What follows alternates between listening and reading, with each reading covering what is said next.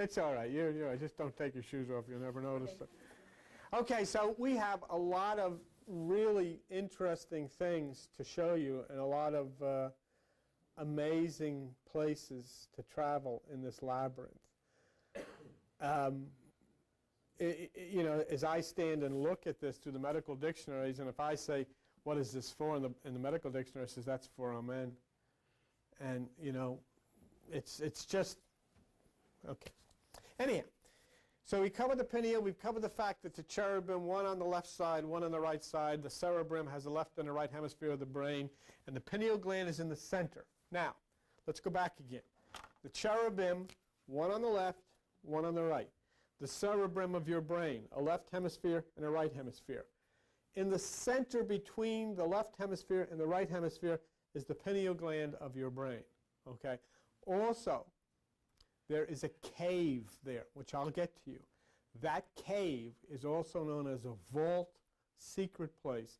It's called fornix. And the only thing that can get in there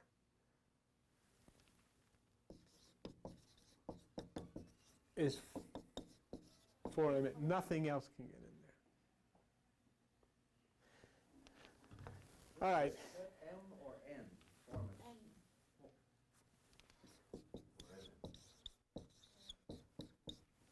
Oh, N-I-X. You've heard of, in the Bible, talks about fornication? Okay. But we'll get to there, and that's why it's so critical if you can stay with me and come here each week as we get into this labyrinth and go to these strange places, because you're going to see things that are really amazing.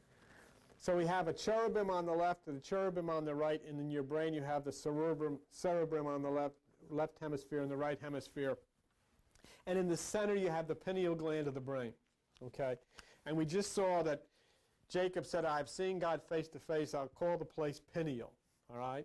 Now, go to page 239 in the Bible, and you'll come to a book called 1 Samuel. This is shown several places, but I wanted you to just see it with your own eyes. 1 Samuel chapter 4. 1 Samuel chapter 4 and verse 4. So the people sent to Shiloh, that they might bring from thence the ark of the covenant of the Lord of hosts, which dwells between the cherubims. So between the wings of the cherubim, the location of the pineal gland of your brain, is where God dwells. And before we get done with this, you'll not only find the place, you'll see the place in your head. This is no place in your head where the dwelling place is. You'll find out why Krishna was born in a cave, why Jesus was born in a cave. Because the cave, the holy place in your brain, located right at the center, was called fornix. And there between the two dwells that magic eye, the pineal gland, and it says here that God dwells between the cherubim. Now, there was another thing interesting about the cherubim. And if the cherubim is rightly connected to the cerebrum, and the more information that we develop, I think the more obvious it becomes that it is the one and the same thing. The left and right, in the center of the pineal, and so forth and so on. But what is very strange here is that the Bible associates cherubim with UFO. Okay? And then when the cherubim is associated with UFO, it would seem then that we are saying that the cerebrum is associated with UFO, and we should look at it. Just look at it. Because if this is meaningful to us, what it would mean then is that this type of thing is a vision or an apparition of some sort that is actually originating in the observer's brain, as opposed to actually being coming from outer space. It's coming from inner space. Now, to understand these types of things, it takes your willingness to transcend the five senses where you're trapped, basically. To go on and to see things beyond what you can see, to hear things beyond what you've been previously allowed to hear, to look and understand things beyond what your traditions have written and said this is as far as you're allowed to see or allowed to hear or allowed to think. When you actually are open to this, then Cherubim can take you here. And let me show you why, and I find this interesting. If you look at page 684, and remember, all of this stuff you can say, well, no, I don't know, I don't think so. Nobody's trying to prove anything. I'm showing you things, and I'm leaving it up to you to then look and see if you want to establish anything further. But if you look at the book of Ezekiel, and on page 684, on Ezekiel chapter 10, in Ezekiel chapter 10, you see in verse 3, now the cherubims stood on the right side of the house. Now, when the man went in and the cloud filled the inner court, remember, what he saw was this object that was flying, and he couldn't identify it. And it hovered over, and it made this tremendous roar, and it made this smoke and all of these things. And when this thing landed, the man got out, remember? Look, if you see that, look at verse 6 there. The man clothed with linen, saying, take fire from between the wheels. In other words, the ground was scorched from between the cherubims. And he went in and stood beside the wheels. And then it says later how this thing took off and with this tremendous roar and this smoke, and then it hovered over a mountain and all this kind of business. I mean, the Bible says this. But what is interesting about it, it connects to this flying object, which had an exhaust and burned the ground when it landed. It connects the word cherubims. Now, one last thing to look at, and we'll just move from that. One last thing to look at about cherubim is that there's an identification here.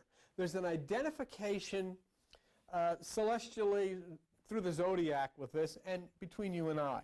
And this is what's interesting. Page 715. And on page 715, in the book of Ezekiel, right where you're at, in Ezekiel chapter 41, an interesting statement is made. In Ezekiel chapter 41 and verse 18,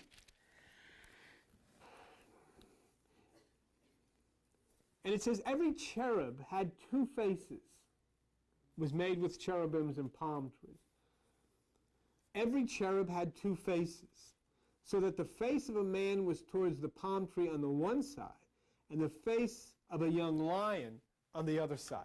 So if the face of the man was here, which would symbolize the intellect, and the face of the lion here, which would symbolize the spirit. That's the Lion of Judah. Do you remember the tribe of Judah was positioned at the right side, at the point of the rising sun in Numbers chapter 2.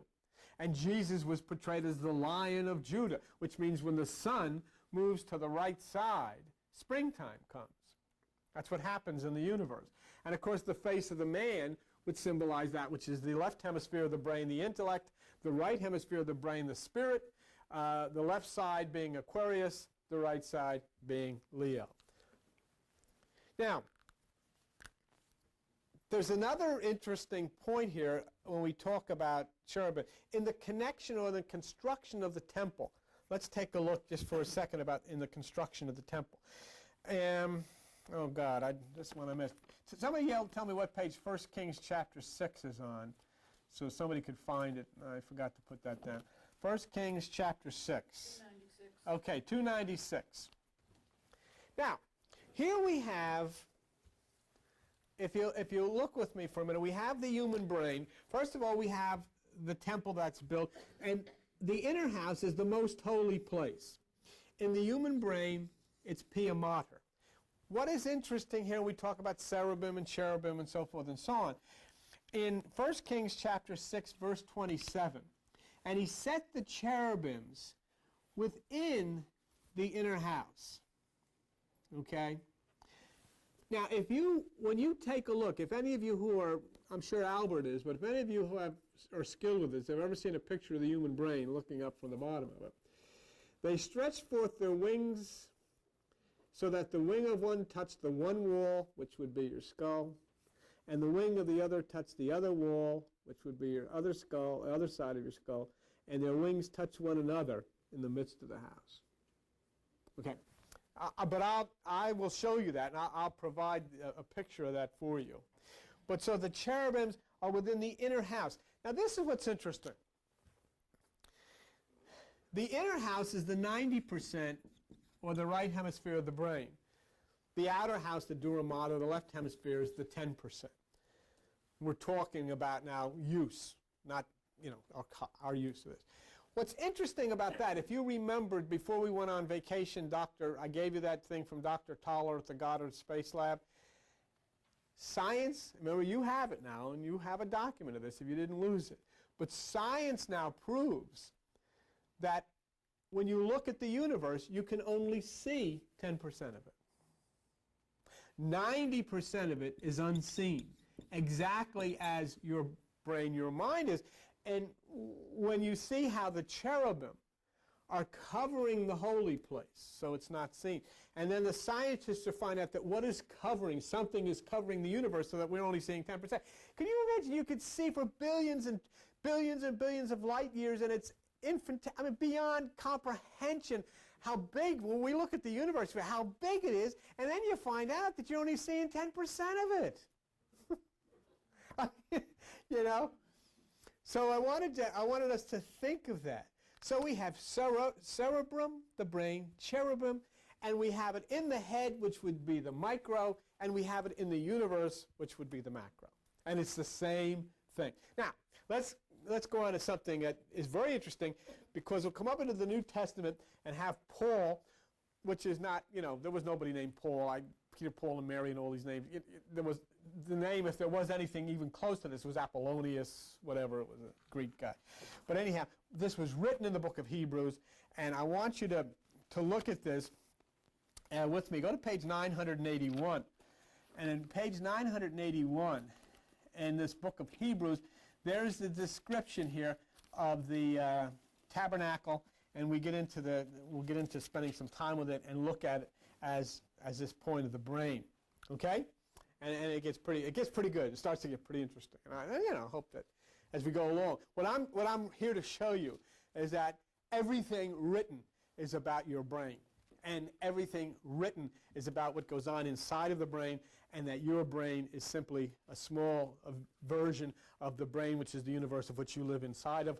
And when they look in your left side as the visible intellectual part, and your right side is the unseen part, and they look into the universe and they find the left side is 10% and the right side is unseen, then basically what you and I are looking at, thinking of probably, is living inside of the brain of God, which is the universe itself. It's pretty exciting stuff. Okay,